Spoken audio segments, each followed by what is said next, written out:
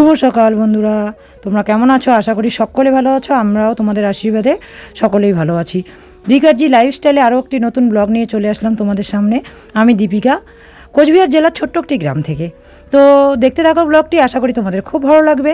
সকাল সকাল বাসি কাজ সেরেই ঠাকুরের কাজে লেগে পড়লাম, কারণ ঠাকুরটাকে সকাল সকাল মুছে যদি পুজো দেওয়া না হয় পরে অনেকটা লেট হয়ে যায়। তো এই জন্যে সকাল সকাল ঠাকুরটাকে মুছে নেব আর ফুল জলটা দিয়ে নেব। যেহেতু বাড়িতে গোপাল ঠাকুর নেই, মা যখনই কোথাও যায় ঘুরতে তখনই মা গোপাল ঠাকুরকে নিয়ে যায়, কেননা আমি নিরামিষ খাই না, আমিষ খাই যেহেতু, এই জন্য চলে পুজোটা ঠিক, কিন্তু মা গেলে আর কি নিয়ে যায়। তো গোপাল ঠাকুর বাড়িতে নেই, তো পুজোর চাপটাও সেরকম নেই, কিন্তু বাদবাকি তো ঠাকুরগুলোকে ফুল জল দিতেই হবে, এই জন্যই সকাল সকাল ফুল জলটা দিয়ে নিচ্ছি। গোপাল ঠাকুর দিয়ে থাকলে একটু পুজো দিতে সময় লাগে, আর খালি পেটেই সকাল সকাল পুজোটা দিয়ে নেই, কেননা রাত্রে কি খাই না খাই, আমরা তো আমিষ বুঝি। অ্যাকচুয়ালি গোপাল ঠাকুরটা নিরামিষ ভুজিরা বুঝলেই সবথেকে ভালো হয়। তো পুজো সেরেই বাদবাকি কাজগুলো করে চলে যাব আমি প্রিয়াদের বাড়িতে, কেননা কালকে পিকনিক খেয়েছি, তোমরা দেখতেই পেরেছো। তো পিকনিকের যে বাসনগুলো অতিরিক্ত ঠান্ডার জন্য আমরা কালকে মাজিনি, তো ওই বাসনগুলো মাজতে হবে, পরিষ্কার করতে হবে। কিছুটা ফ্রাইড রাইস ও মাংস রয়ে গেছে, ওগুলো আমরা ভাগাভাগি করে খেয়ে নেব। সকালে এই জন্যই রান্নাটা চাপাবো না। তো তারপরে মিস্ত্রি দাদা ওরা আসার কথা জানি না, এখনও তো সকাল 7:30 কি 8টা বাজে। তো মিস্ত্রি দাদারা আসলেও তো সকালে ভাত খায় না, দুপুরে ভাত খায়। তো ওইখানের কাজটা সেরে এসে তারপরে আমি রান্নাঘরে ঢুকবো। দেখো, বাইরের ঝাড় দেওয়া বাসি কাজ সমস্ত ছেড়ে স্নান করে আগে পুজোটা দিয়ে নিলাম, তারপরে বিছানা গোছাতে চলে আসলাম, কেননা ঘরে কাজটা একটু পরে করলেও হবে। পুজোটা দিয়ে নিলাম এই কারণে, মানে ফ্রেশ জামা কাপড় পরে পুজোটা দিয়ে নিলাম। তারপরে যদি বাসি বিছানাটা একটু পুজো দেওয়ার আগে বাসি বিছানা ধরলে না আমার একটু কেমন কেমন লাগে, এই জন্যই আগে বিছানাটা তুলিনি। তো এখন বিছানাটা তুলছি। আর কি বলো তো, মন মেজাজটা কয়েকদিন থেকেই খারাপ। মন মেজাজটা ঠিক না থাকার জন্য ক্যামেরাগুলোও ঠিকঠাক হচ্ছে না, হয়তো ভিডিওটাও ঠিকঠাক হচ্ছে না। সবথেকে বড় কথা হচ্ছে মন মানসিকতা ঠিক থাকলে সব কাজই দেখবে মানে করতে একটু ভালো লাগে, আগ্রহ হয়, আনন্দ হয়, এরকম একটা ব্যাপার। তো যাই হোক না কেন বন্ধুরা, কি বলো তো, মনের মধ্যে না অনেক প্রশ্ন উথাল পাতাল করে যখনই ভিউয়ার্সদের কাছে বা তোমাদের কাছে বন্ধুত্ব হিসেবে শেয়ার করি। কিছুটা ভালো কমেন্ট আসে, কিছুটা খারাপ কমেন্ট আসে। যদিও বা তোমরা আমাকে অনেকবার অনেকভাবে বুঝিয়েছো যে খারাপ কমেন্টকে পাত্তা দেবে না, তাহলে এগিয়ে যেতে পারবে না। তো মানুষ তো খারাপটা দেখলে খারাপ লাগেই। তো তবুও আমি কিন্তু অনেকটা তোমাদের সাহস পেয়ে এগিয়ে যাচ্ছি। আর কি বলো তো, হাত পা আছে, ভিক্ষে করে খাবো কেন বলো তো, কর্ম করে খাবো। এবার সেটা যে ধরনেরই কর্ম হোক না কেন, যেরকম কি বলবো, মানে আমার উপর রেসটা আমার ছেলের উপরও চলে যায় অনেক সময়। অনেক দিদিভাইরা কমেন্ট করে বলেছিলে যে তোমার ছেলেকে অন্য স্কুলে ভর্তি করাও। তো যেহেতু ফাইনাল পরীক্ষাটা ছিল, এই জন্য আমি আমার ছেলেকে অন্য স্কুলে ভর্তি করাইনি। ফাইনাল পরীক্ষাটা দিল। আর তোমরা হয়তো জানো আমার ছেলে ফার্স্ট বয় এবং শেফালিদির মেয়ে সেকেন্ড গার্ল। তো যাই হোক না কেন, ওরা কিন্তু সবাই এ গ্রেড স্টুডেন্ট, আমাদের বাড়ির প্রত্যেকটা বাচ্চাই এ গ্রেড স্টুডেন্ট। তো ওরা বেশি একটা ডিফারেন্স থাকে না, 1-2 নাম্বারের ডিফারেন্স থাকে সেই ছোটোবেলার থেকেই। কেউ 1 নাম্বার বেশি পায়, 1 নাম্বার কম পায়, এরকম। কিন্তু তোমরা যদি গ্রেড হিসেবে দেখো তাহলে কিন্তু দুজনেই এ গ্রেড স্টুডেন্ট। তো যাই হোক, যেহেতু আমার ভাস্তি আর আমার ছেলে, এই জন্য শুধুমাত্র আমার যে ছেলের উপর রেস যাচ্ছে তা নয়, কিন্তু শেফালিদির মেয়ের উপরও রেস যাচ্ছে। এটা আজকের থেকে নয়, আজকে 10 বছর থেকে তাই হয়ে আসছে।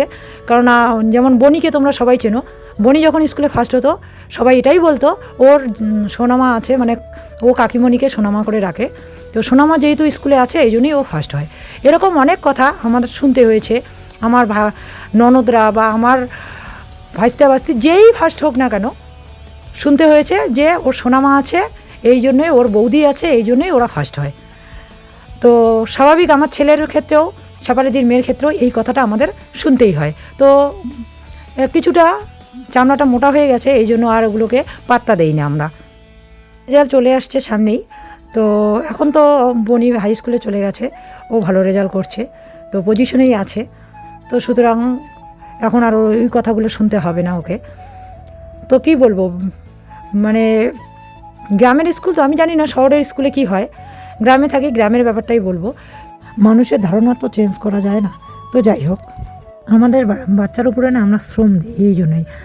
আর জানি না এইবার কি হবে, যথেষ্ট চেষ্টা করেছি আর আমার ছেলে যথেষ্ট খেটেছে, তারপরেও মানে কিছু কিছু মনে খটকা আছে। কেননা পরীক্ষার আগে যে কদিনও ক্লাস করেছে অনেকের কাছেই দুর্ব্যবহার পেয়েছে, তো সেটা আমি প্রকাশ করব না, রেজাল্টের পরেই তোমাদের সঙ্গে শেয়ার করব। তো এদিকে দেখো পিকনিকের খাওয়া দাওয়া রেডি করে নিলাম, এগুলো পিকনিকের পরের দিনের বাসি খাবার, তো সবাইকে দিয়ে দেবো এবং সবাই খাবো সবাই মিলে। এই জন্য আগে হিসাব করে পাতায় পাতায় রেডি করে নিচ্ছি। আর নন্দিনীর মা দিদি এই যে বসে আছে, কখন আমি ওকে রেডি করে দেবো। তো যাই হোক, খাওয়া দাওয়া সেরে আজকে রান্না এখনই আর করবো না, যেহেতু এটা খেয়ে নেবো, এখন 10:30 বাজে, ঠিক টাইমেই খাওয়া দাওয়াটা হচ্ছে। তো জমিতে চলে গেলে কাজটা আগে করলে পরে দুপুরে রান্না করবো, কারণ এটা খাওয়ার পরে আর না ছোটো দিনের বেলা তো আর পরে খেতে ইচ্ছা করে না, জমির কাজটা সেরে নিয়ে আসবো, তারপরে রান্না করব। গরম গরম খেতে ঠান্ডার দিন বেশি ভালো লাগে। তো এদিকে দেখো জমিতে চলে আসলাম, এখানে দেখো তোমাদের দাদাভাই রশি দিয়ে মেপে মেপে দাগ টানছে। যদি রশি দিয়ে মেপে মেপে দাগ না টানা হয়, পরে যখন ভুট্টো গাছগুলো বড় হয়ে যাবে তখন কিন্তু ওই যে হুল টানতে বা ওই যে আলুর যেভাবে কান্দি দেয় ওই কান্দি দিতে অসুবিধা হবে, এই জন্য মেপে মেপে করা হচ্ছে। আলুর ক্ষেতেও কিন্তু তাই করা হয়, মেপে মেপে করা হয়। তো যাই হোক না কেন, ভুট্টা লাগাবো। ভুট্টাটা লাগাতে একটু লেট হয়ে গেল, কেননা জমিটা রেডি করতে লেট হয়েছে, আর জমি রেডি হয়েই গাড়া যাবে না, একটু শুকাতে সময় লাগে, এই জন্য একটু লেট হয়ে গেল। আর এবার কি বলো তো, আমরা তো সম্পূর্ণ গতবার 2 বিঘা ভুট্টা করেছি, তো এবার আর 2 বিঘা ভুট্টা করছি না, শুধু গরুর খাওয়ার জন্য করছি। কারণ প্রত্যেক বছর ফসলটাকে চেঞ্জ করে করলে জমির উর্বরতাটা বাড়ে আর ফসলটা ভালো হয়। এবার শুধুমাত্র গরুর জন্য মানে কিছুটা করে রাখছি। আর দেখো ভুট্টা কিন্তু এই যেভাবে মানে একটা একটা করে ফেলতে হয়, এক হাত ফাঁক ফাঁক দিলে সব থেকে বেশি ভালো হয়, কিন্তু আমি এখানে ঘন ঘন করে ফেলছি এই কারণে, গরুর ঘাসের জন্য। তোমরা তো দেখেছো যে আমাদের গরুর চেহারাটা খুব খারাপ হয়ে গেছে, তো গরুটার যত্ন নিতে হবে। যদিও বা খ্যার, ভুট্টা, জল, গরম জল সবই খাওয়াচ্ছি, কিন্তু ভিটামিন ফাইলও চলছে ওর, কিন্তু কি বলতো, সবুজ ঘাস লতা পাতা খেলে বেশি সুস্থ থাকবে, এই জন্য ঘন ঘন ফেলছি। ভুট্টা গাছটা একটুখানি বড় হয়ে গেলে ওগুলোকে কেটে কেটে খাওয়াতে পারবো। তার মানে আমি একটা করে ফেলছি, মাঝখানের একটা করে কেটে দেবো, তাহলে ভুট্টার বাদবাকি গাছগুলোর ফাঁকটাও ঠিক হয়ে যাবে আর এদিকে গরুর খাবারটাও হয়ে যাবে, এই জন্য এইভাবে করছি।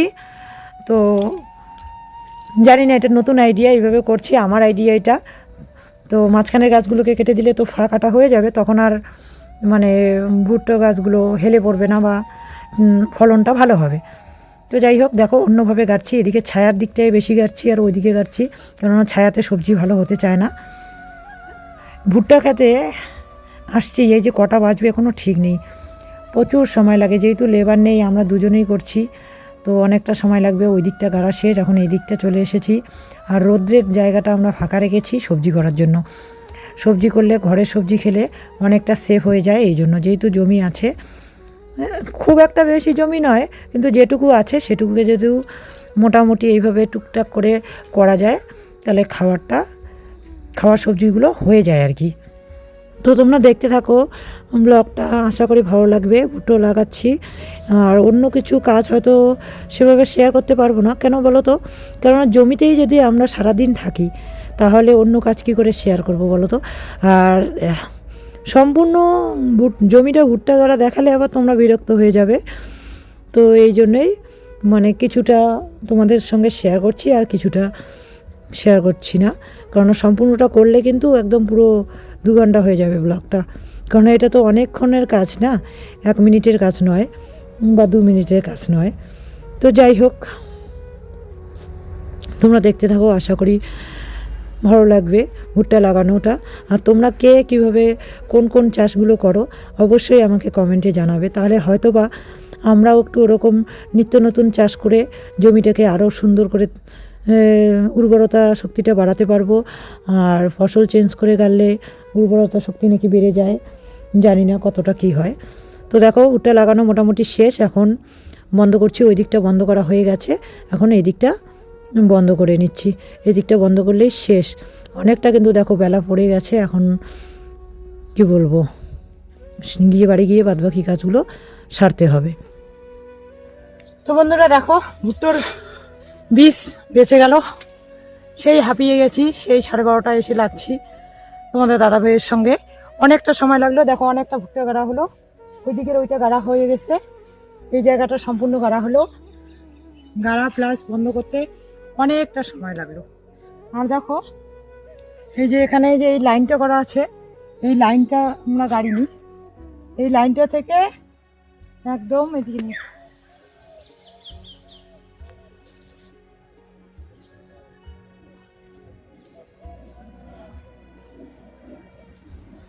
একদম এই অবধি, এই যে একটা লেবেল করে রাখা হয়েছে, কেননা দুজনেই করা তো, এই জন্য অনেকটা সময় লেগে গেল। এই যে এখান থেকে এটুকু গাড়ানো হলো, এদিকটা সম্পূর্ণ শেষ। এই জায়গাটা আমরা এরকম করে রাখলাম এই জন্যই, এই জায়গাটায় অন্য অন্য চাষ হবে, কারণ ওগুলোতে সব শস্য করা হয়েছে ওই মাথারগুলো, তো সবজি তো খেতে হবে না। আর এত পরিমাণে সবজি কিনে খাওয়া আমাদের মধ্যবিত্ত সংসার থেকে খুব চাপ হয়ে যায়, যেহেতু আমাদের জমি জমা আছে, একটু কষ্ট করলেই যেহেতু মানে না কিনেই খাওয়া যায়। আর গ্রামের মানুষ একটু কুড়িয়ে কাড়িয়ে খেতে ভালোবাসে, তোমরা সবাই জানো, এই জন্য এইটুকু জায়গা আমরা গ্যাপ রেখেছি। আর এই জায়গাটা প্রচণ্ড রৌদ্র পড়ে, আর রৌদ্র ছাড়া মানে টাল আবাদ বলে এটা আমাদের এদিকে, মানে শাকসবজি আবাদটাকে টাল আবাদ বলে। তো এই আবাদটা রোদ্রে হলে সব থেকে ভালো হয়।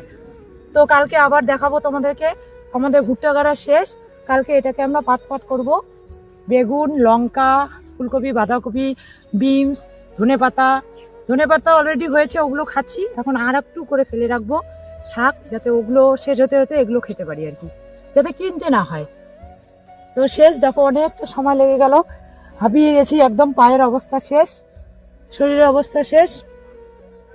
আর কি বলতো, এখনো রান্না করা হয়নি আজকে, কেননা তোমরা দেখতেই পারলে কালকে পিকনিক হয়েছে, পিকনিক হওয়ার পর আমরা অমনি অনেক রাত হয়ে গেছে, কোনো মাজা কষা কিচ্ছু করিনি, কালকে অমনি চলে এসেছিলাম বাড়িতে। তারপরে আজকে সকালে কিছুটা ফ্রাইড রাইস মাংস বেঁচে গিয়েছিল, ওইটাই সকালে গিয়ে মেজে পরিষ্কার করে খাওয়া দাওয়া করে এসেছি। যেহেতু ছেলে শাশুড়ি দুজনের মধ্যে একজনও নেই, তোমাদের দাদা ভাইয়েরও খিদে নেই। আর আমার একটা কি নেশা বলো তো, কাজ কমপ্লিট করতে পারলে আমার ভালো হয়, খাওয়ার কথা আমি ভুলে যাই, মাঝে মাঝে এরকম হয়ে যায়, মানে একটা মিশন হিসেবে আমি একটা যে কোনো কাজকে করি যাতে তাড়াতাড়ি আমার কাজটা শেষ হয়ে যায়, পরে রেস্ট নেবো এরকম। তো দুজন মানুষ আছি, খিদে নেই একদম, অনেকটা করে ফ্রাইড রাইস খাওয়া হয়েছে, তো এই জন্যে এখন গিয়ে ফ্রেশ হয়ে একটুখানি সিদ্ধ ভাত করবো। না কৃষক, হ্যাঁ, তো চলো দেখো, এগুলো দিয়ে মাপ করে বানা হয়েছিল, দাগ টানা হয়েছে, আর এটা দিয়ে টানা হয়েছে। তো এগুলো সব কিছু নিয়ে এখন বাড়ি যাবো, বাড়ি গিয়ে ফ্রেশ হয়ে এদিকে জঙ্গলের শর্টকাট পথ দিয়ে যাচ্ছি।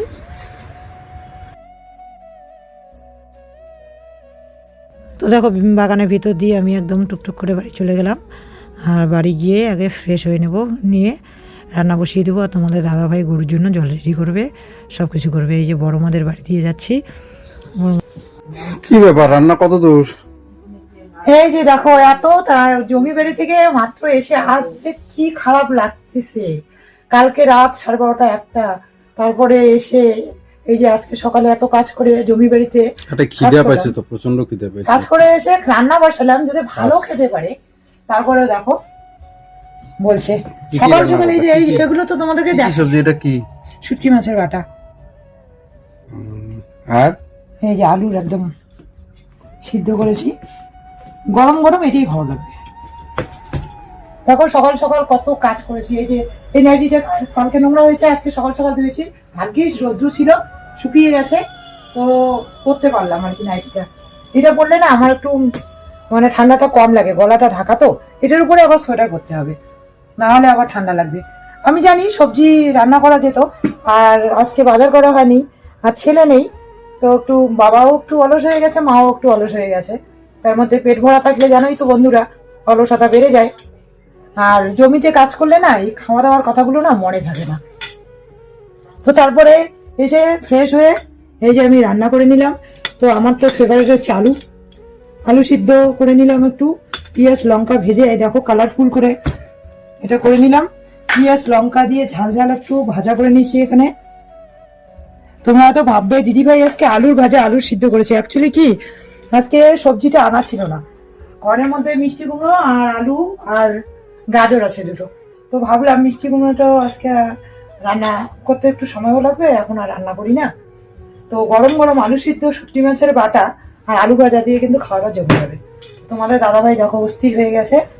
তো চলো দেখতে থাকো, এখন আমরা খাওয়া দাওয়া করবো। বলো এবার শর্টকাট রান্নাটা কিরকম হয়েছে?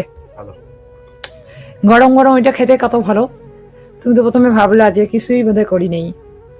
তো দেখো তোমাদের দাদাভাই খাচ্ছে, আমিও এদিকে রেডি করে নিয়েছি।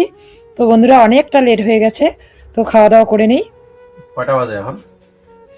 4:45, 4:45 বাজে, খাওয়া দাওয়া করে নেই। আর ভাত বসিয়ে দিয়ে তোমাদের সঙ্গে রান্না করাটা শেয়ার করে নিই, কেননা ভাত বসিয়ে দিয়ে আমি জামা কাপড় তুলছিলাম, গোছাচ্ছিলাম ওগুলো, কেননা খেতে খেতেই হয়তো বা বেলা চলে যাবে। যাই হোক, জমির ভুট্টা লাগানোটা শেষ করেছি। তো এদিকে দেখো রাত হয়ে গেছে, রাতে কিছু করতে ইচ্ছে করছে না, তারপরে তোমাদের দাদা ভাইয়ের আবদার। আজ আমি ভাবছিলাম যে অনেকটা লেটে খাওয়া দাওয়া করেছি, তো কি খাবো রাত্রে। তো তোমাদের দাদা ভাই বললো যে দুটো মোগলাই পরোটা বানিয়ে আজকে খাওয়াও আমাকে। তো এর আগে বানাইনি, ট্রাই করছি, দেখা যাক কতটা কি পরিমাণে হয়। এখানে আমি 1 কাপ মতো ময়দা নিয়ে নিলাম। 1 কাপ মতো ময়দাটা নিয়ে এটাকে একটু সময় দিয়ে ইসে করতে হবে। স্বাদ মতো নুন দিয়ে দিলাম, তারপরে এখানে আমি সামান্য তেল দিয়ে দেব।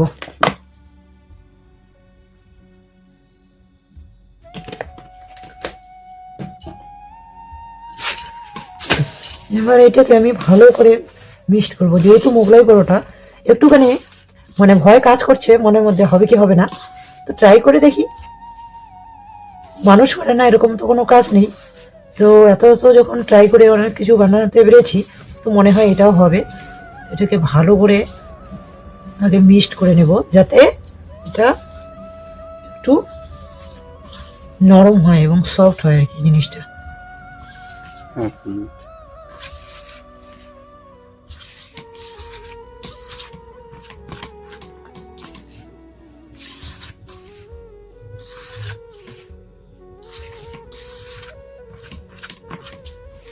তো দেখো ময়ামটা কিন্তু খুব সুন্দর হয়েছে, কারণ এরকম মিক্সড করে নিলাম এই কারণেই। মানে লুচির ব্যাপারটাও দেখবে যে ভালো ময়াম না দিলে কিন্তু হতে চায় না, ফুলতে চায় না। তো দেখো ময়ামটা খুব সুন্দর হয়েছে, এই যে দেখো দলা পাকিয়ে যাচ্ছে অলরেডি। তো এরকম দলা পাকিয়ে যাচ্ছে। এবার আমি পরিমাণ মতো জল দিয়ে এটাকে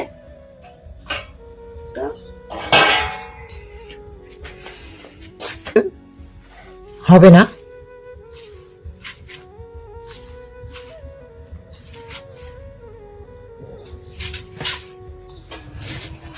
যেন বেশি শক্ত না হয়, আবার বেশি নরমও যত না হয়। ঠিক আছে, ওভাবেই তো বানাচ্ছি, দেখি না, ভরসা নেই তোমার আমার প্রতি যে আমি পারবো কি পারবো না। না না, ভরসা অবশ্য কিছু না।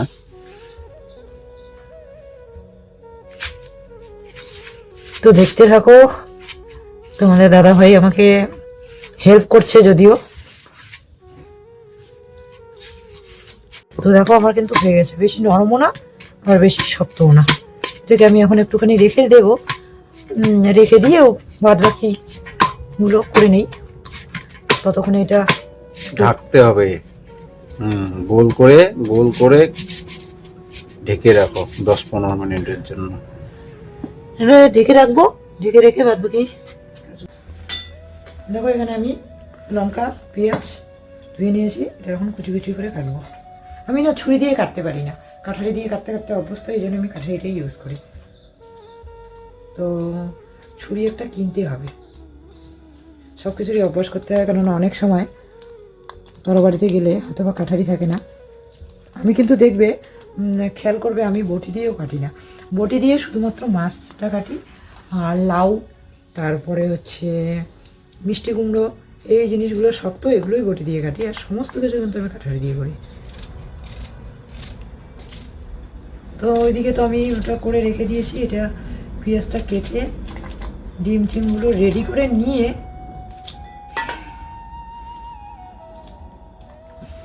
দেখো ভিডিও করছো অথচ পানটা আসলে এটা বুঝতে পারো না।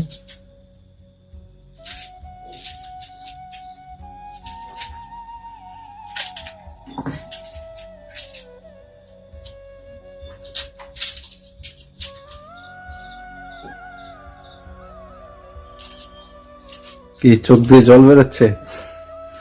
পিএস কাটলে তো চোখ দিয়ে জল বেরোবেই। দেখো এরকম। কাল যে ছেলের রেজাল্ট, ছেলে তো আসেনি। কাল হচ্ছে ছেলের রেজাল্ট, ছেলে আসেনি। ছেলে বলছে মানে কালকে আসবে। তো ওর পিসমণি বলছে যে ওর ঠাম্মি দিদি ভাই আর কি, ও তো ঠাম্মি দিদি ভাই করে ডাকে, আমার ছোট কাকি শাশুড়ি আর কি, উনি আমার ছোটো মা করে ডাকি আমি। তো ওই ছোটো ভাই নিয়ে আসবে রেজাল্টটা, আর তোমাদের দাদা ভাই যাবে। সাধারণত রেজাল্টের দিন গার্জিয়ানের হাতেই রেজাল্টটা দেওয়া হয় আমাদের। আমাদের স্কুল তো বলা যাবে না এখন, তাই না? আমাদের আমি মানে আমার ছেলের স্কুলে এখন এটাই বলতে হবে। তো যাই হোক, দেখো পিঁয়াজ লঙ্কা কাটা হয়ে গেল। এখন আমি এখানে ডিম দুটো ভেঙে দিচ্ছি। তো তোমাদের দাদাভাই গিয়ে রেজাল্টটা নিয়ে আসবে, আর ও আর 2 দিন থাকবে।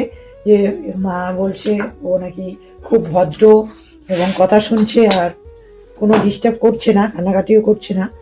তো ফোন করেছিল আজকেও, তো মা বললো আর 2 দিন থাকবে ও। তা আমি আর জোর করলাম না, কেননা বাড়িতে মিস্ত্রির কাজ চলছে, তো এই জন্য থাক আর 2 দিন। এই তো চলে আসলে আর তো যেতেই পারবে না, করোনা। তো দেখো এখানে ডিমটা ভেঙে নিলাম, পরিমাণ মতো লবণ, আর এই যে আমি বিস্কুটের গুঁড়ো দিয়ে দিচ্ছি এটাকে একটু মানে ইসে করার জন্য। তো বিস্কুটের গুঁড়ো দিয়ে তারপরে এটাকে ভালো করে মিক্সড করে, বিস্কুটটা আমি এক্সট্রা করেই গুঁড়ো করে নিতে পারতাম, কিন্তু হাতেই করে নিচ্ছি। যদিও বা আজকে কাজ করার সেরকম এনার্জি নেই, তারপরেও করছি, কেননা বললাম না আজকে খুব এত পরিশ্রম হয়েছে বলার মতো নয়।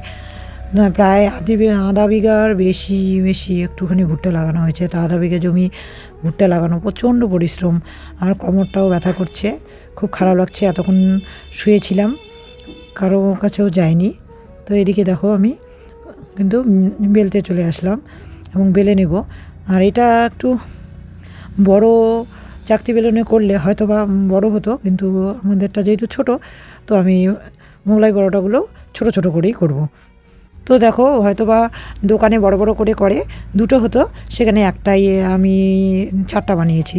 তো এখানে দেখো এটা মিক্সটা দিচ্ছি, দিয়ে 2 সাইড মুড়ে দেবো। আগে 2 সাইড মুড়ে দিয়ে তারপরে লাগিয়ে দেবো।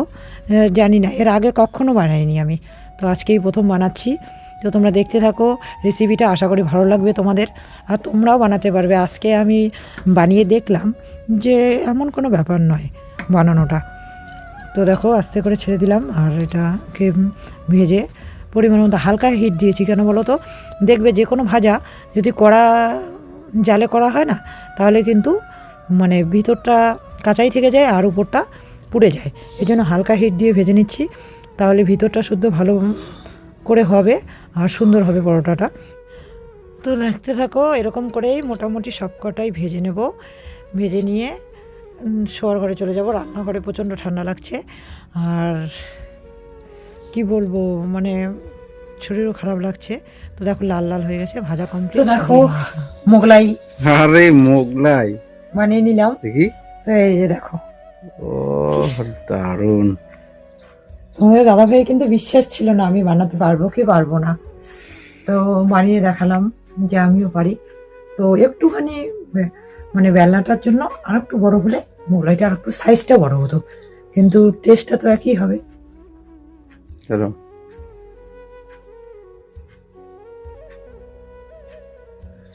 তো এখন খেয়ে নেবো, খেয়ে নেওয়ার পরে আর কি ঘুমিয়ে পড়বো। ব্লগটা আর বাড়াচ্ছি না, আজকে ব্লগটা এ পর্যন্তই। তোমরা সকলেই সুস্থ থেকো, ভালো থেকো, এই কামনাই করি। আর কালকে আরও একটি সুন্দর ব্লগ নিয়ে তোমাদের সামনে চলে আসবো। তোমরা যেভাবে আমার পাশে আছো সেভাবেই পাশে থেকো। খুব ভালো লাগে আমার তোমাদের কমেন্ট। আর এক দিদিভাই কমেন্ট করেছে, এখন আমি ওই কমেন্টের উত্তর দিতে পারিনি, যে আমাদের বাড়ি কোথায়। আমাদের বাড়ি হচ্ছে কোকসাডাঙ্গা রোডে আর কি, এটা পাটাকামারি বলে, জয়ন্তীঘাট পাটাকামারি। তো অ্যাড্রেসটা আমি অবশ্যই দিদিভাইকে পিন করে দেবো, দিদিভাই আমাদের বাড়ি আসতে পারবে। তো যাই হোক, কালকে আরো একটি সুন্দর ব্লগ নিয়ে দেখা হচ্ছে তোমাদের সঙ্গে। টাটা, গুড নাইট, শুভরাত্রি।